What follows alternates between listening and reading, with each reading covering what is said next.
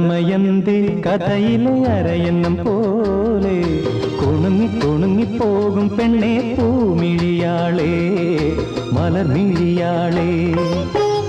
ഒരു മണിമണ്ഡപത്തിൽ ഒരു ശുഭമുഹൂർത്തത്തിൽ നവയുവ ദമ്പതികൾ ഞാനും നീയും.